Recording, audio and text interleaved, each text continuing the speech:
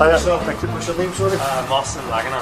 Hi, I'm Dale. How you doing, man? Nice to Alright. meet you. Can I ask you, are you studying here at university? I am, Can I ask you what you're studying? I'm doing MSc Investment Analysis. Right, okay. Can I ask you, do you like science? Are you quite scientifically minded? I do like science, but I wouldn't say I'm the brightest, so I'm probably not that scientifically minded. I love natural science. Okay. If I describe natural science as observable, measurable, testable, repeatable, would you agree that that's the core of science? Yes. Yes, it has to be fit that criteria, or else we wouldn't have the technologies we have, you know. That's true. So if I was, would you say this was science then? If I was to show you this, hang on. If I was to show you that image, which is of, you know, Nessie, the Loch Ness Monster, and I says, look, there's my proof that Nessie is real, would you accept that as scientific fact that Nessie was actually real? No. You wouldn't? No. Do you accept that as scientific proof that the Earth is a ball? You've got a point with the photos. I think they have sort of tested that, haven't they? There's like lots of different studies. I'm not aware of them, but they've tested that, haven't they? But just on a one-to-one, if we don't use a logical fallacy and invoke powers and authority, if we just keep it one-to-one. So the point being that if I made a claim to you, you know, I could bring you an image, but you couldn't really trust the image because it's not really scientific, is it? Because I could show you Superman and say, there's Superman's real, you know. Yeah. So, I mean, even at that image, do you think that image looks real? Not really. Right, okay, so that's fine. This is actually an official NASA image, by the way. So, based on that, right, so we've established that, you know, we can't accept images as being scientific because they can be manipulated. That's true, yeah. So, based again on natural science, can I ask you, when you look out at the horizon, what shape is the horizon? It appears to be flat. Appears to be flat. If I said to you that it is a fundamental fact of reality that water does not conform to the exterior of shapes, water will take the shape of any container, any receptacle that it's in, but the surface from one end to the other will always be at the same elevation, and you would never have convexity in a body of water. Would you agree with that? Yeah, I would. So that's just saying that it's flat no matter where it's contained. Yeah, I would agree. Yeah. So we know that that's an observable, measurable fact of reality, that that's how liquids behave upon Earth. Yeah. So knowing that one simple fact of reality, do you believe that you live on a globe? We know that the horizon's always flat. We know that water is always level. I'm out of my depth there, isn't it? I don't know. I thought it was something to do with the gravity keeps the water flat somehow. Could you observe that anyway? Is that not observable? Is that not? Well, I'm not too sure. It is observable, but if we look at that image, you know, when we're looking at these globe Earth claims, you know, the ocean has a huge curvature on it. Now we know that water does not behave like that on Earth. You know, so, you know, we don't have any practical examples. We know that that's the natural physics of water, but yet we're supposed to believe in these images that contradict our natural observations. Do you think there's a serious contradiction with the images and with observable reality? It's hard for me to say. I guess it's just having a different perspective from space, right? I'm not too sure. This image here on the right is through a camera called a Nikon P900 Coolpix, and this is what NASA shows that Mars looks like. Do you think there's a serious contradiction there? Yes. Have you ever viewed the stars and the planets through your own eyes? Yeah. You have? Do they look like that? They don't, no. They don't? So do you believe that that would be a real representation? Considering that that's through an actual camera? Are their cameras better, NASA? Do they have like higher... If I go back to this... I'm not too sure, because I don't know. See, if I show you this image, okay? So supposedly when they were on the moon, this is Earth from 240,000 miles away. Yet they show us this image of Earth from 1 million miles away. Do you think there's an issue there with that?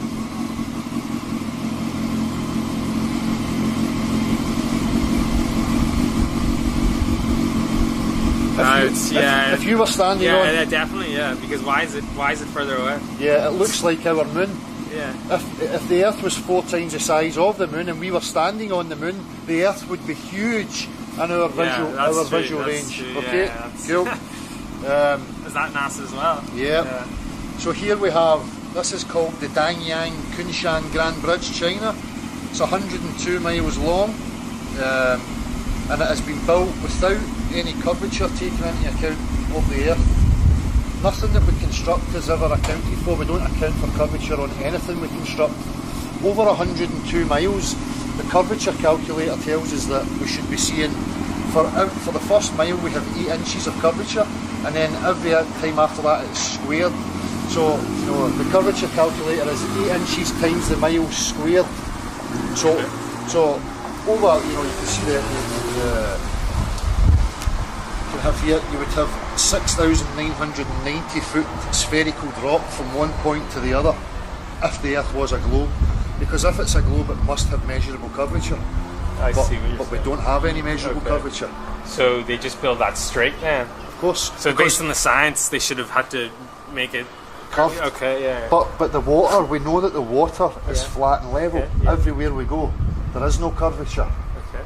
But people are so stuck because these institutions like NASA shows these images. Yeah. But observable reality is telling us something different. So would you trust your own senses over an institution like NASA, or would you ignore your own senses and trust NASA? Well, when I come to think about it, you would have to trust your senses, wouldn't you? Well, you wouldn't be standing here dressed and you know, with your hair fixed and your shaved. You know, you'd have cuts everywhere, and if you couldn't trust your senses. It's this. I guess it's the same with a lot of things like religion and so forth. You can't really take what you're told. Well, that's the thing. You know, that's a perfect point. If I go to a religious person and I say, prove to me, you know, your religion's true, they would show me text, they would show me images and crucifixes and blah blah blah. So, you know, that for me is no actual proof. Yeah. So when I say to somebody, show me a practical example of a body of water and how it conforms to the exterior of a shape, and they can't show me that, then for me that's religious. It's the same thing. If I can't recreate the claims that are made, then why should I believe them? You know? And at the same point, you know, I should ignore my senses and believe, like, say, Catholics, because they have a crucifix and some text. You know, that doesn't constitute scientific proof in that. Would you agree with that? I would agree, So, do you fly? I do, yeah. See, when you're on an aeroplane, you know, and you look out the aeroplane, have you ever saw curvature? No, yeah, that's right, yeah. Where is the horizon? The horizon? Well, it's always in the distance, right? At your eye level? Yeah.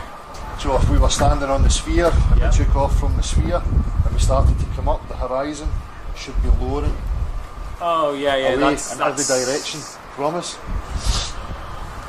Does that happen when you get to a certain altitude or not? Well, there's high altitude balloon footage of 121,000 feet and the horizon's eye level and perfectly flat. Oh, is it? Okay. Yep. Yeah. I'll show you It is on flights, it is flat.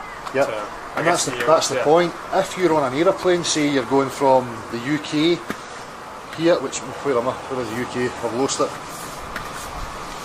If you're on the UK and you were travelling, I mean, where was the most recent place you travelled to? No, I haven't been on many holidays. I went to Dubai not too long ago. Right, so Dubai, we're over here. So you can see, you know, this huge curvature from Dubai. Yeah. Now a plane travelling at 500 miles per hour, and again, if you apply the curvature mathematics to it, it would have to be dipping its nose down and accounting for the curvature to fly and keep with the ball all the way on. Have you ever experienced being on an aeroplane with the nose dipped down as it flies? Never. Only when it's landing, right? Right. So it takes off and it flies parallel and flat until it's coming to land. But unfortunately, if you lived on a ball, it would have to take account the curvature, because if it was lying parallel here and it took off and it's kept flying straight, what happens? It's gonna go in another direction, right? Off out into off out into space, right? It'll be like there. So it would have to keep with the earth to go around. So this is, you're aware of the high altitude jump that, it's meant to have been the highest jump from a balloon. I can't remember the Felix Bogmatter, I think his name is. I know the guy, yeah. Red Bull So, guy. yeah, and you can see here he's at 128,000 feet, right? Yeah. Now, that curvature that we're seeing, if you were to continue that, that Earth is not very big at all.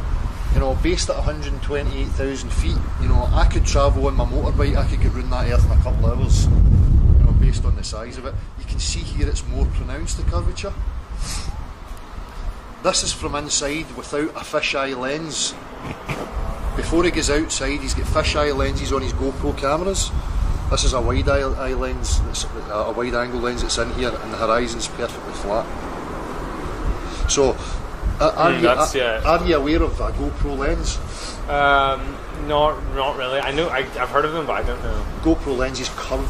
Oh, everything, I see. so you get a wider view yeah. in. So when you go up high, and it only works with a flat horizon, and it's that, if it's looking straight on, you'll get the curvature. If it starts to bounce, you'll get the horizon going convex, concave, convex, concave, and it'll bounce. I see.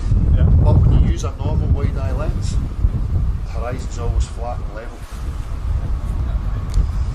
If I show you these images, this is from 1978 and this is from 2012. This is America and this is also America. Do you see a problem with that? Yeah, it looks like a desert, doesn't it? In the size comparison? This looks bigger. Yeah. Is it? Yep. It's the same, it's from NASA. These are NASA's photographs. Yeah. If you look at this, can you tell me whether you would agree with this or not?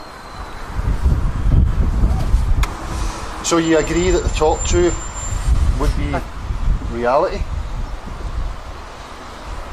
Yeah. Yep. You think that's reality? It would find a way to be flat if it was put in there, but I'm here. I'm not too sure. I've never seen it like that. Yeah, what it's showing you here is the ground underneath. So if you were in, say, a swimming pool and you put a shape under the water, would you see the shape of it on top of the water? No. Of course you wouldn't. Of course you wouldn't. So that's, again, we know that this is reality, right? Now, in order for it to be a globe, this would have to be reality. But it's not. Do we trust our natural observations, or do we throw them out and trust the images? I guess you'd have to trust, or you have to question and trust your instincts, right? But I think a lot of people just don't bother to think about this kind of stuff. Oh, no, they don't. I've never thought about it before. Do you think it's important to know the truth about where you're living? Definitely, yeah. Yeah. Because without it, what does your life mean if you're basing it on a false foundation? Yeah. Would it make sense to you that if I says to you that they convinced people that we lived on a globe to stop us from exploring, to stop us from getting up and going and exploring to see what else is there? Because in somebody's psychology, if you tell them they're on a sphere, there's nowhere to go. Everything's been discovered. So therefore you're just going to stay still and you're just going to go on with your life as best that you can, and does that make sense to you? So do they mean to stop people discovering on Earth? Well, for people like me, I think there's more beyond this Earth. I think there's a possibility that there is other ponds like ours and that they're hiding that from us. And this is why you have us looking up at the sky thinking that, we explore by going into outer space and blah blah blah, which for me is nonsense, and I'll tell you why I think it's nonsense. When I look at this can, right, inside this can I have a pressurised gas. So I would see that inside there is a pressurised system. Right, yeah. Would you agree that we live in a pressurised system? Would you agree that we live in pressure? Air pressure? We have pressure all round us. Yeah, is that right? I don't know. Yeah. No, that's fine if you don't know. Okay.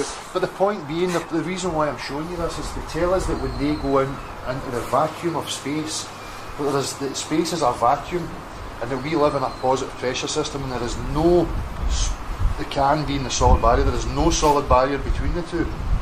Now in reality, I see. If I remove the casing, what happens to the gas in there? It escapes, right? And it equilibrates with the rest of the environment. Yeah, so we should technically all be dead, right? If that was the case. Well, if you have two opposing pressure systems, testable in reality, 100% of the time, unless you separate the two of them, even if you have a hairline crack you're going to get a pressure release. But they expect us to believe that layers of gas gradually thin out until they pop into this vacuum of space. Okay. But we can't recreate that. We can't observe it or test it anywhere at all. Okay. So would you say that it was scientific then? No, not until you've explained it. Yep. Has this whole thing made you start to question the validity of you living on a spinning ball flying in infinite space? Yeah. So I'm just curious, because they used to say the world was flat, right? Why did what? And somebody, I don't know who it was, said it was circular. Yeah. Right. And when did they decide? Like, why would they make the change then? Like you said. For me, I could logically look at it for control. If there was more land there, and you didn't want people discovering that more land, you could devise the globe. Because again, if you think that you're on a globe, there's no way off. There's nothing else to discover. You're stuck on it. So it would stop you from thinking, well, there might be something else for me to go and find. So therefore, I'll just stay still here. And if it's flat, but it must end at some point, right? Or Nobody knows. Okay. I can see what you mean. I can see. The thing about it is we have these images of flat Earth that are implanted in our consciousness, like it's a circular disc, or it's a square with an edge, and you fall off into space. But these are cartoon images. They're not really, where did we get them from? They're just as cartoon as these images that shows of the globe Earth. That's true. So there's no real basis to say that it could just be infinite for all you know. Right? Well, they say space is infinite. Yeah. So they're allowed to say space is infinite, but yet if I say, the Earth may be infinite, no, it's just as valid as what they have said. But we have so many areas in the Earth that are kept that we are not allowed to go and explore freely, like Antarctica, the North Pole, without a guide, without government approval and stuff like that. You can't just go wandering about these places. So for me, people like me and John here, we're suspicious about what it is they're actually hiding from us. We know now, beyond a shadow of a doubt, that we don't live on a spinning ball. We have Gav, a guy.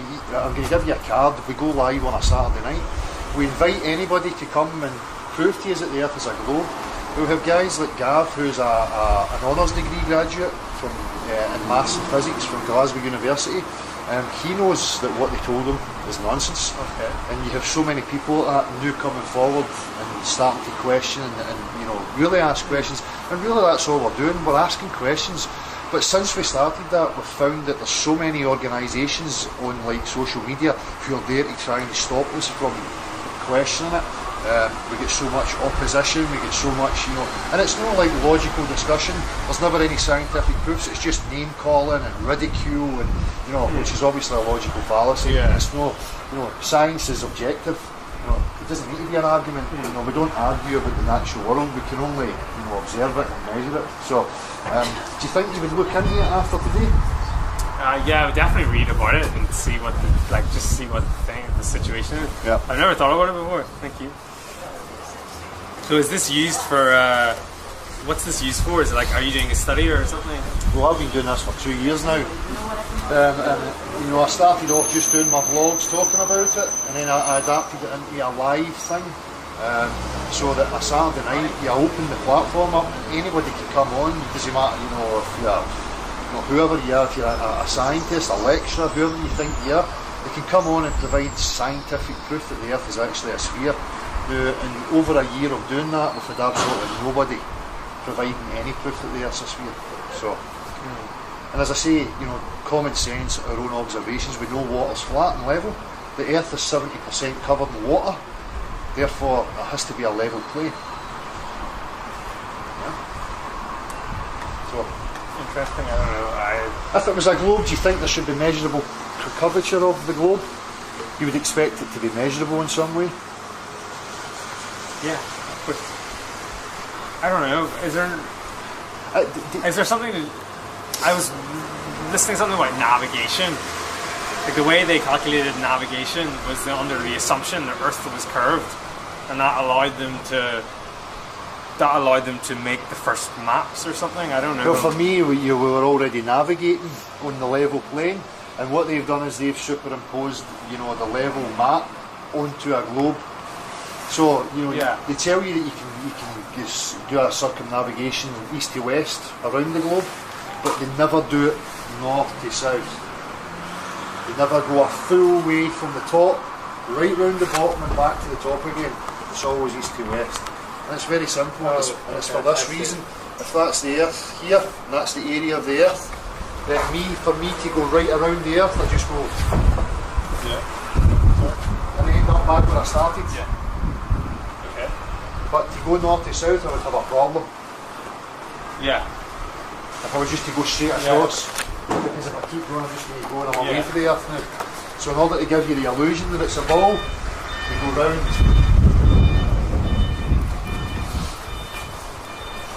I see. I kind of did. Well, this is the thing. If you forget about anything that I've just said to you, and I started afresh and I says, why do you believe you live on a globe? What would your reasons Yes, be? because I've been told. That's why. Yeah. And that's the same for us. You got us when we were kids, before our critical thought started, and they told us that that's the fact, and everybody else just believed it. So therefore, we'd put it at the back of our minds and we don't question it ever again.